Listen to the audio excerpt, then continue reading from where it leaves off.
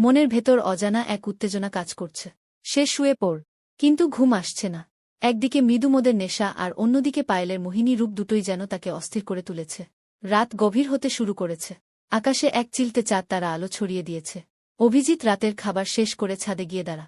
বাড়ির সবাই তখন ঘুমিয়ে পড়েছে। হালকা বাতাস বইছে, কিন্তু তার মনে অদ্ভুত এক অস্থিরতা। তার চোখের সামনে বারবার ভেসে উঠছে বাড়িওয়ালার স্ত্রী পায়েল ও চেহারা। আজ সন্ধ্যায় যখন সে তাকে দেখো। হ্যালো বন্ধুরা, আজ তোমরা শুনছ একটি অসাধারণ গল্প। গল্পটি ধারাবাহিক। গল্পটি শুরু করার আগে বলে নেই, আজ কিন্তু গল্প শুনে গিটার বাজাতেই হবে, নিজেকে ধরে রাখতে পারবে না, বাথরুমে যেতেই হবে। তোমরা নিশ্চয়ই আমার গল্পগুলো শুনে শুনে খুব সুখ নিচ্ছ আর আনন্দে আছো। তোমাদের আনন্দ দিত আমি নিয়মিত তোমাদের জন্য নতুন নতুন ভিডিও নিয়ে হাজির হই।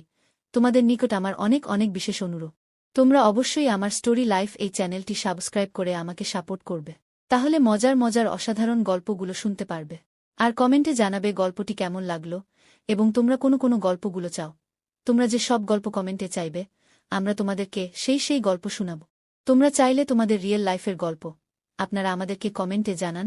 আপনারা কি লম্বা গল্প শুনতে চান, বা কোনো মেয়ে গোপনে কি ভুল করল, ৪৫ মিনিট বা ১ ঘন্টার লম্বা গল্প?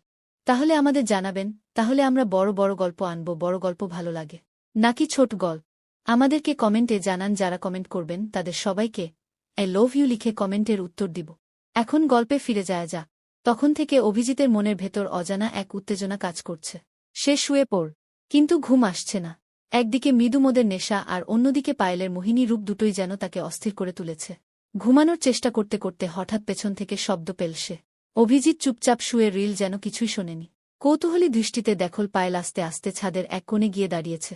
তার অবস্থান অভিজিৎ থেকে মাত্র কয়েক ফুট দূরে। অভিজিতের হৃদস্পন্দন বেড়ে গেল। রাতের নিস্তব্ধতা চারপাশে ছড়িয়ে পড়েছে। অভিজিৎ ছাদের এক কোণে শুয়েছিল, কিন্তু তার মন যেন অজানা এক অস্থিরতায় ভরে উঠেছে। আজ সারাদিন সে যাকে এত শান্ত ও গম্ভীর দেখেছিল, সে এখন যেন সম্পূর্ণ অন্য রকম লাগছে। পায়েল এই বাড়ির কর্তা, এক বিধবা নারী। তার স্বামী একসময় সরকারি চাকরি করতেন, কিন্তু দীর্ঘ অসুস্থতার পর তার মৃত্যু হয়। পায়েল তখন থেকেই নিজের সন্তানদের জন্য কঠিন সংগ্রাম শুরু করে। মানুষের বাড়িতে কাজ করা থেকে শুরু করে ধীরে ধীরে সেলাইয়ের কাজ শিখে নিজের জীবন চালিয়ে নিচ্ছিল প্রভা। এক সময় তার চিন্তা থেকে বাস্তবে ফিরে ছাদের কোনায় পায়েলকে দেখে সে কিছুটা অবাক হয়ে গেল। এত রাতে সেখানে কি করছে? পায়েল হয়তো একাকিত্বের মুহূর্তগুলো কাটানোর জন্য ছাদে এসেছে। কিন্তু প্রবাহের মন কিছুতেই স্থির হচ্ছে না। হালকা বাতাস বইছে, কিন্তু চারপাশে এক অদ্ভুত নীরবতা। প্রভা অনুভব করল এই নীরবতার মধ্যে অদৃশ্য টান আছে, যা তাকে আরও গভীর ভাবনায় টেনে নিচ্ছে। সকাল প্রায় ৯টা বাজে। পায়েল মেশিনে বসে সেলাইয়ের কাজ করছিল। তার স্বামী হারানোর পর থেকে সংসারের যাবতীয় দায়িত্ব তার কাঁধে এসে পড়েছে। স্বামীর রেখে যাওয়া পেনশন ও নিজের সেলাইয়ের কাজের টাকায় সংসার চালিয়ে নিচ্ছে। ছেলে ও বি আর মেয়ে রিয়া দুজনে ছুটির আনন্দে এখন ঘুমিয়ে আছে। মাত্র ২ দিন পরেই তাদের স্কুল খুলবে। কিন্তু ছুটির আমেজে যেন সকাল বেলাও দেরি করে উঠছে। তারা পায়ের উপরে গিয়ে দেখল অভি ব্রাশ করছে। সে জিজ্ঞেস করল, অভি, তোমার দিদি এখনও ঘুমিয়ে? অভি মাথা নেড়ে বলল, হ্যাঁ মা, এখনও ওঠেনি। পায়েল বিরক্ত হয়ে বলল, আজকালকার মেয়েরা এত দেরি করে কেন ওঠে? ছুটি আছে ঠিকই, কিন্তু স্কুল খুললে। সে মেয়েকে ডাকল, রিয়া ও টমা। ৯টা বেজে গেছে। রিয়া চোখ কচলে বলল, উফ মা, আর একটু ঘুমোতে দাও, স্কুল তো বন্ধ। পায়েল মেয়ের কপালে হাত বুলিয়ে বলল, স্কুল বন্ধ থাকলেই সারাদিন শুয়ে থাকবে, ওঠো তাড়াতাড়ি। রিয়া মায়ের গলায় জড়িয়ে ধরে বলল, আচ্ছা মা, উঠছি। পায়েল মেয়ের পিঠে হাত বুলিয়ে বলল, ঠিক আছে, ফ্রেশ হয়ে নাও, আমি চা নিয়ে আসছি। নিচে নামতে নামতে পায় মনে চিন্তার ছায়া নেমে এল। মেয়েটা ধীরে ধীরে বড় হয়ে যাচ্ছে। ছেলের পড়াশোনার খরচও বাড়ছে। ভবিষ্যতের কথা ভাবতে ভাবতে পায়েল আবার সেলাইয়ের কাজে বসে পড়। পায়েল রান্নাঘরে দাঁড়িয়ে চা বানাচ্ছিল। সকাল থেকেই নানা চিন্তা তার মাথায় ঘুরছিল।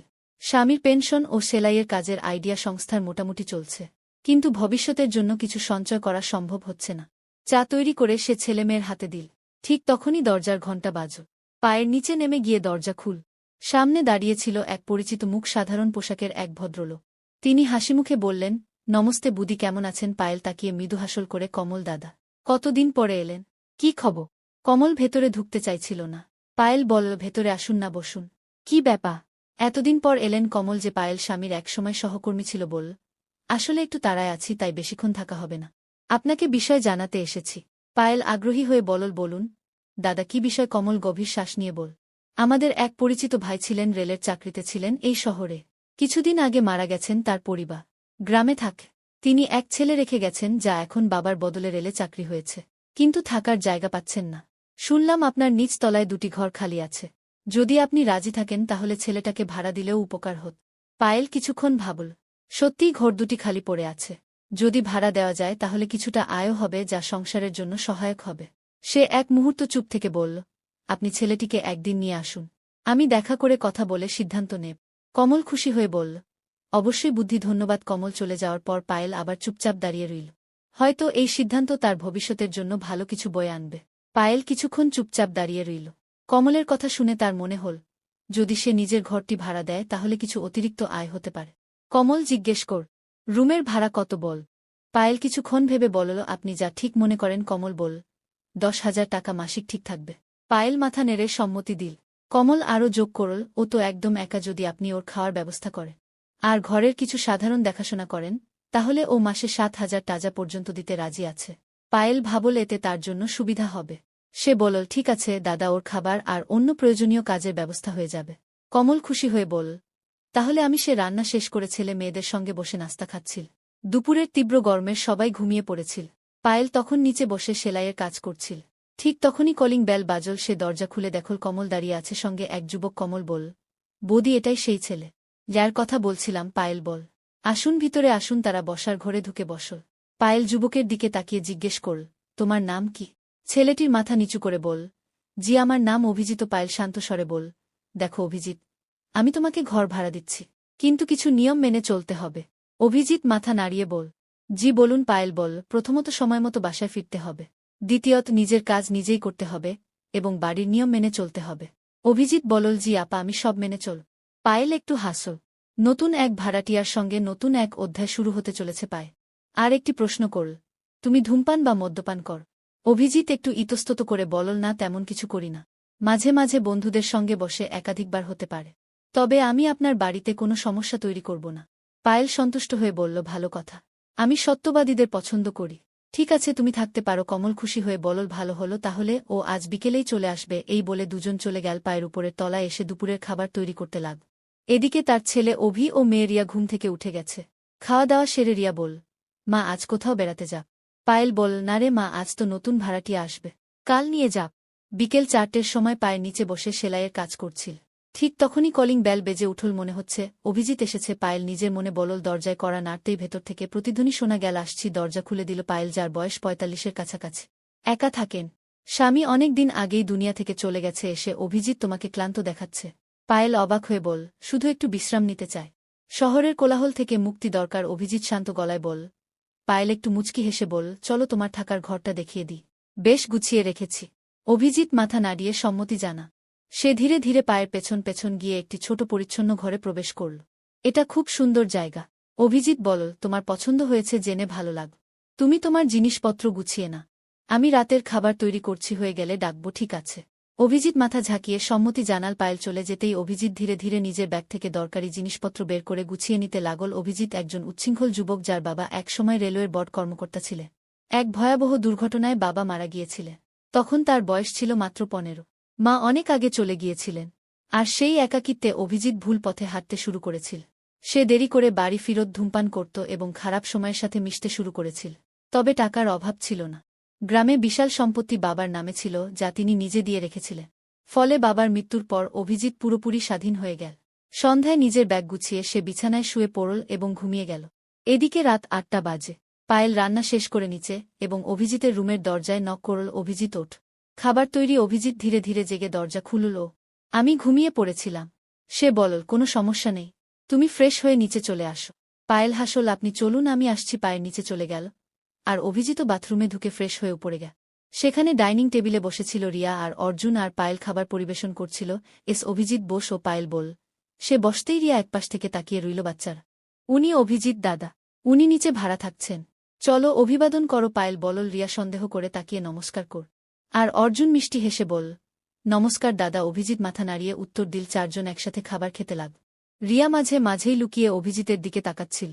অভিজিৎ দেখতে ভালোই ছিল, উজ্জ্বল ত্বক, আত্মবিশ্বাসী যান। কিন্তু শেখার দিকে মন্দির। রিয়া মনে মনে ভাবল, নিজেকে কি বলে ভাবে। এত গম্ভীর। খাবার শেষ হলে পায়েল থালা বাসন গোছাতে লাগ। আচ্ছা পায়েল আপা, আমি যাই। অভিজিৎ বলল, শুনেছি নিচে গরম পড়ে, আমরা সবাই ছাদে কুলার চালিয়ে ঘুমাই, চাইলে তুমিও বেড নিয়ে ছাদে চলে আসতে পারো। পায়েল পরামর্শ দিল। হ্যাঁ ঠিকই বলেছেন, নিচে সত্যিই বেশ গরম, আমি ছাদে শুয়ে পড়। অভিজিৎ বলল। কথা বলে সে নিচে চলে গেল।